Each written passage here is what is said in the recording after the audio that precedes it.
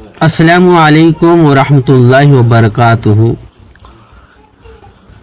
آپ تمام حضرات کا میں دل کی گہرائیوں کے ساتھ 15 اگست کی مبارکباد پیش کرتا ہوں۔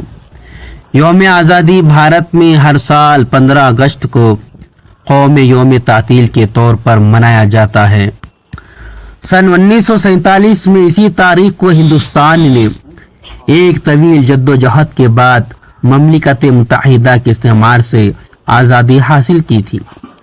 برطانیہ نے قانونی آزادی ہند 1947 عیسوی کا بل منظور کر کے قانون سازی کا اختیار مجلس دستور ساز کو سونپ دیا تھا۔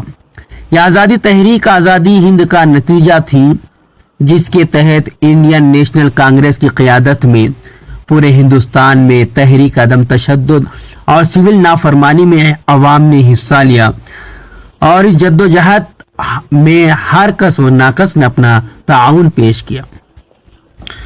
ہندوستان کی آزادی کے ساتھ ساتھ تقسیم ہند کا واقعہ بھی پیش آیا، اور برطانوی ہند کو مذہبی بنیاد پر 2 ڈومینین میں تقسیم کر دیا گیا، بھارت ڈومینین اور پاکستان ڈومینین۔ اس تقسیم کے نتیجے میں دونوں طرف خطرناک مذہبی فسادات ہوئے، جن میں تقریباً 1.5 کروڑ لوگ مارے گئے اور بے گھر ہوئے۔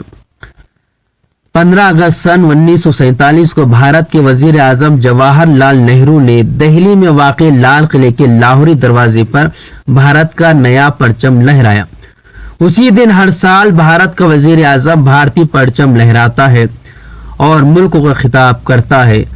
اس دن پورے ملک میں قومی تعطیل منائی جاتی ہے، اور جگہ جگہ پرچم کشائی اور دیگر رسمی تقریبات کے ذریعے جشن آزادی منایا جاتا ہے۔ محنت اور لاکھوں جانوں کی قربانی کے بعد ہمارا ملک ہندوستان ظالم انگریزوں کے چنگل سے نجات ہوا۔ ہندوستانی ہر برس 15 اگست کو یوم آزادی کے طور پر مناتے ہیں۔ آزادی کے بعد 26 جنوری کو ہندوستان کا جمہوری نظام بنا، اور ہندوستان کی آزادی کو خدا کی نعمت سمجھ کر انسان کو اس کا حق دیے جانے کے قوانین بنائے گئے۔ اب ہر ہندوستانی کو آزادی کی سانس لینا نصیب ہو چکی تھی۔ اب کالے گورے کا بھید ختم ہو چکا تھا، اب ذات پات کی باتیں کم رہ گئی تھی، اور یہ سب اس لیے تھا کہ ہندوستان والوں نے اس ملک کی آزادی کے لیے اپنی جان تک کی بازی لگا دی تھی۔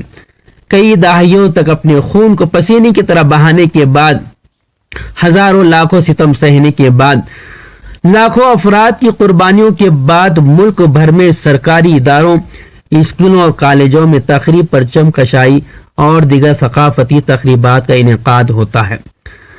بڑی سرکاری عمارتوں میں قمقمہ بازی اور روشنی کا اہتمام کیا جاتا ہے۔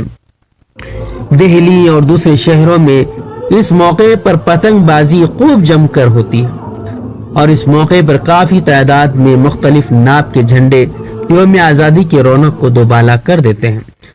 بھارتی شہری اچھے لباس پہنتے ہیں، کلائیوں میں ترنگا دھاگا باندھتے ہیں، اور گھروں اور کاروں کو جھنڈے کے رنگ سے سجاتے ہیں۔ اس اجلاس کی صدارت بھارت کے صدر کرتے ہیں۔ جیسے ہی صدر صاحب اس مقام پر پہنچتے ہیں، قومی سلامی دی جاتی ہے اور جن گن من گایا جاتا ہے۔